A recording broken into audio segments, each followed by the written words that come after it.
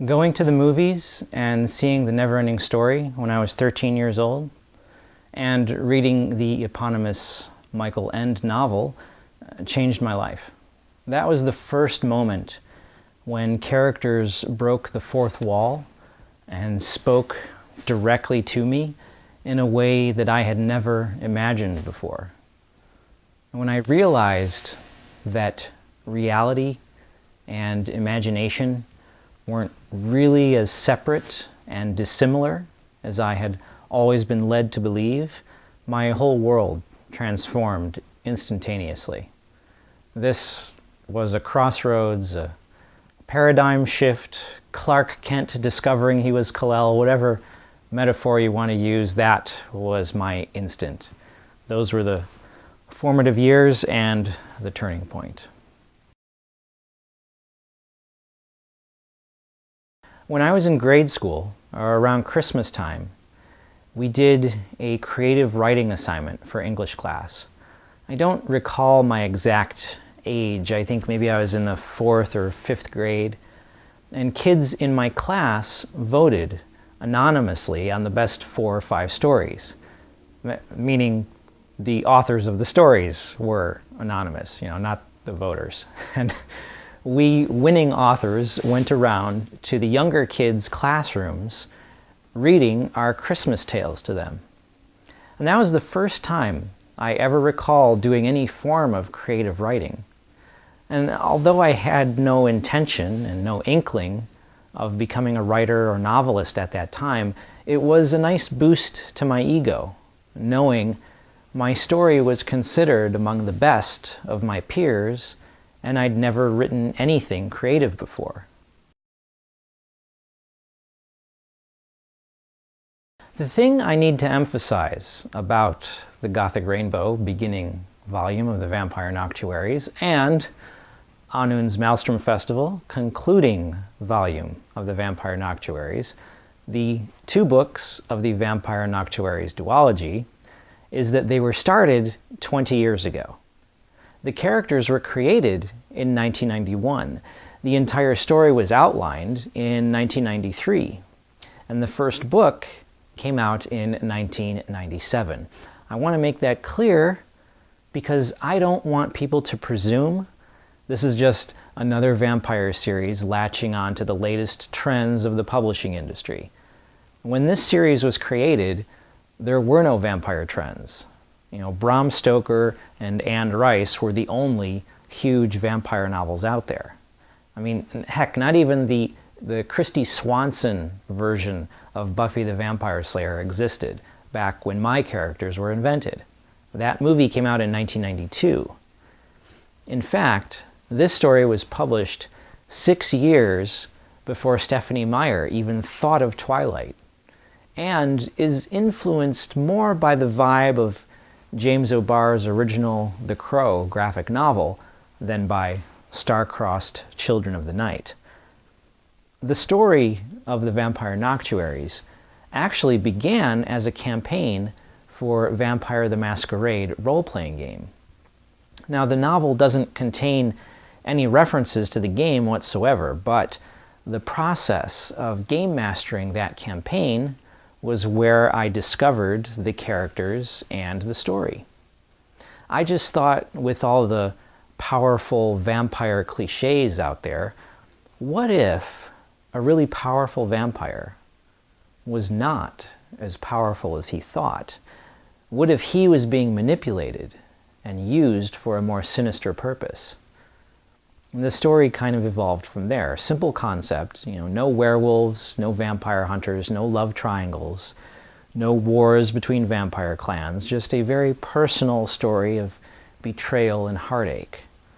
Readers can relate to that a lot better than "we must find the elder vampire."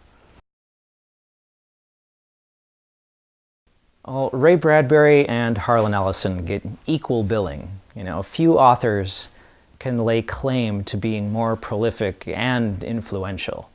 I mean, from books to movies to television, they are the types of authors who have informed and molded the fiction of the Western world more than any other writers.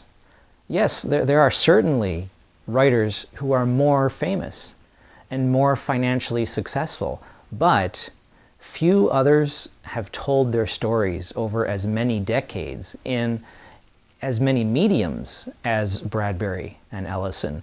They're the kind of authors where it can honestly be said, you know them even if you don't know them. You may not be aware they wrote a certain book or did a certain movie, but you definitely saw one of their TV shows or one of their ideas that was stolen by Hollywood. You know, anyone living in our culture in the late 20th and early 21st century is familiar with the works of Ray Bradbury and Harlan Ellison, even if you don't realize it.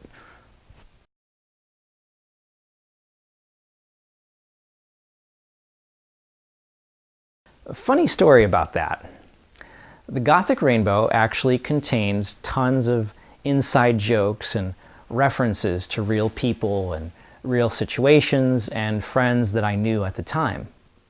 However, as I'm sure most authors can tell you, it's amusing how people might look for themselves in a book, only to be completely mistaken. For example, the character of Camellia is not based on anyone at all. She's a major, pivotal character, but she's completely fictional. I mean, there's no facet of her which is based on any real person. I always pictured her looking like a 30-year-old Andie MacDowell, and I've never even known a woman who looks like that. So Camellia is a very sensual and sophisticated brunette. You know, I always see her in evening dresses and being very poised and classy. Well, a friend of mine was convinced that Camellia was based on his ex-girlfriend, who was like a waifish blonde chick. Dude, he said, it's so obvious that it's her. And I just laughed and told him, I was like, no.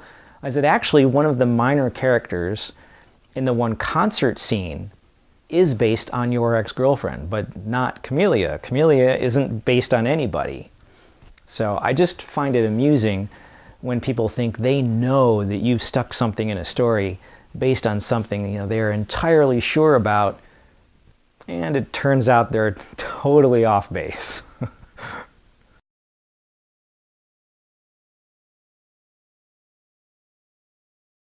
Ooh, gosh, that's a tough one.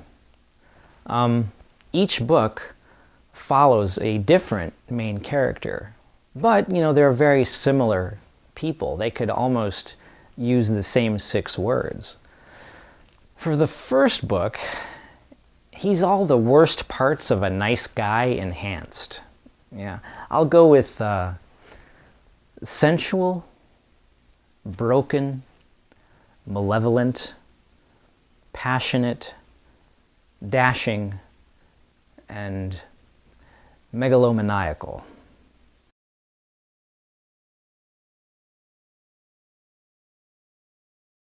Well, I'm going to cheat. I'm going to cheat and use some compound words. These are a bit more telling of the poetry in the urban dark fantasy of the Vampire Noctuaries. Let's call it a sinister-hearted, fairy punk, shadow-drenched, kinky-dressed, leather-bound mythology.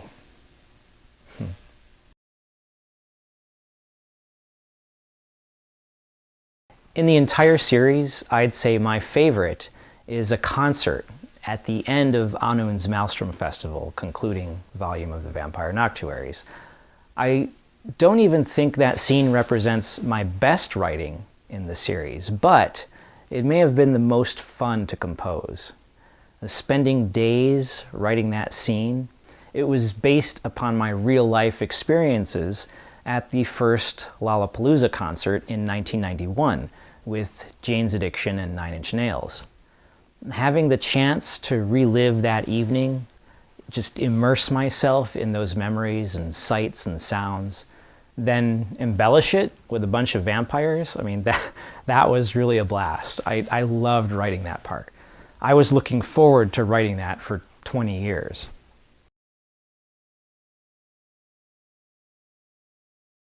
definitely the scene in the Gothic Rainbow beginning volume of the Vampire Noctuaries where a few characters are assaulted. Again, it was based upon a real-life experience where I got jumped by about 5 or 6 guys as a teenager. And by drawing on my memories of a true violent assault, then, a la Spinal Tap, turning the proverbial volume up to 11, it made for a very visceral, harrowing scene. In fact, that scene was written faster than anything else in the entire series. I remember slamming out a dozen pages in one evening. I wrote it so fast, mainly because I dreaded writing that scene and I didn't want to dwell upon it. Not because I was uncomfortable recalling my own experiences, but because I didn't want to see it happen to other characters. So I just plowed through it as quickly as possible. Now, the irony about that is, the speed with which I wrote that scene made it the easiest in terms of the quantity of work completed, but in terms of emotional strain, it was definitely the hardest. Well, the trend for most authors these days seems to be to find a genre and stick to it, but that to me sounds like the most awful, stifling way to be a writer. I mean, doing that would make me feel like, Jack Torrance in The Shining. All work and no play makes Jack a dull boy. All work and no play makes Jack a dull boy. All work and no play makes Jack a dull boy. All work and no play makes Jack a dull... Ugh! No thanks. No thanks. The writers I admire most always mix things up and play around in different genres. Mythology, horror, fantasy, science fiction, comedy, romance, even non-fiction and essays. So I will say I have a fictional novel project I'm attempting to finish by December of 2013, and it has nothing whatsoever to do with vampires, werewolves, monsters, or things that go bump in the night.